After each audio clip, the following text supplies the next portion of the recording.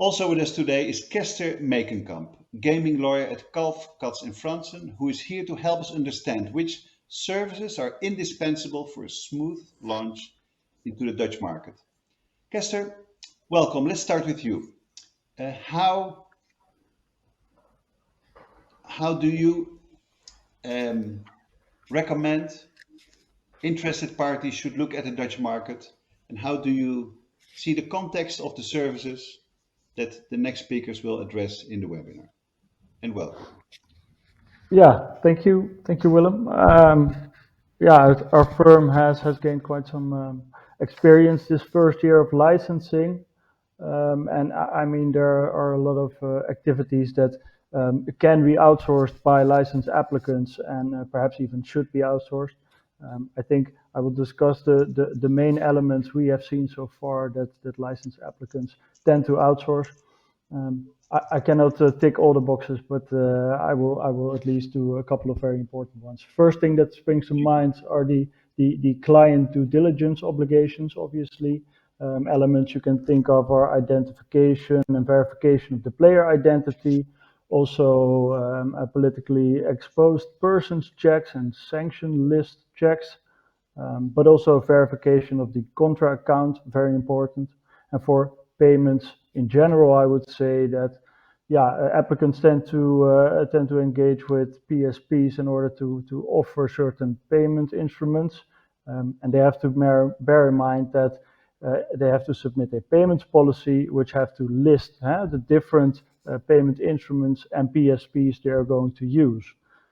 Now, another financial aspect is the separation of player funds. In essence, this boils down to a mechanism which applicants have to have in place to ensure that at all times player funds can be paid out to the players, even in case of financial difficulty at the license applicant.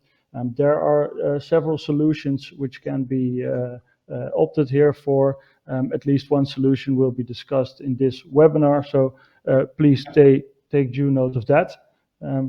Addiction prevention policy. Addiction prevention is a major important thing in the Dutch licensing regime, and applicants have to bear in mind that the addiction prevention policy has to be drafted in cooperation with certain gambling addiction experts. So do that as soon as possible is what we say. Also, a risk analysis has to be performed, a risk analysis of the gambling offer that will be put before the Dutch audience, basically when the operator receives the license.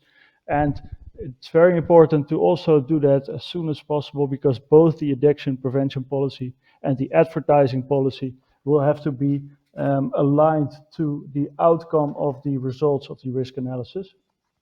Technical matters, the control database.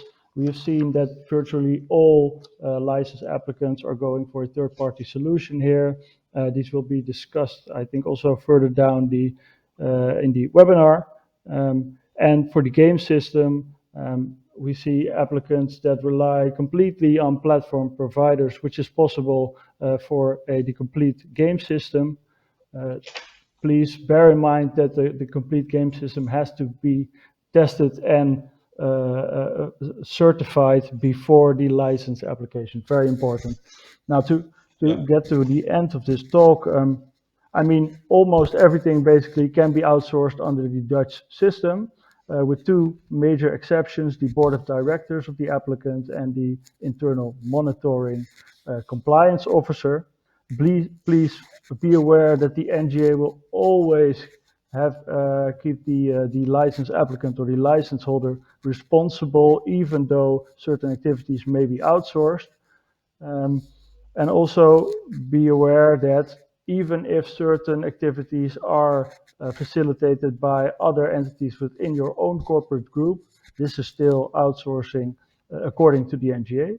And certain requirements have to be fulfilled upon the license application. You will have to submit a outsourcing policy. I won't bore you with the details, but it has to be tailored to the Dutch requirements.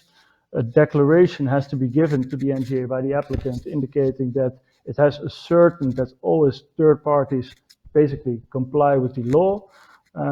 Certain clauses have to be included in your agreements with your suppliers, so take due note of that. And finally, you will have to submit an overview of all the different activities that you have outsourced and the entities to which you have outsourced those activities. So I think that rounds it up. So that's it for me. Back to you, Willem. Really appreciate it, Kester. That was really helpful. Let's see how some of this translates into practice with some of the next speakers. Again, if you'd like to contact Kester, you can see his contact details here as well. Also, please note that this webinar is recorded. We will share a link to the recording in our next newsletter. This means you can revisit this information whenever you like. And thank you again, Kester, for joining us.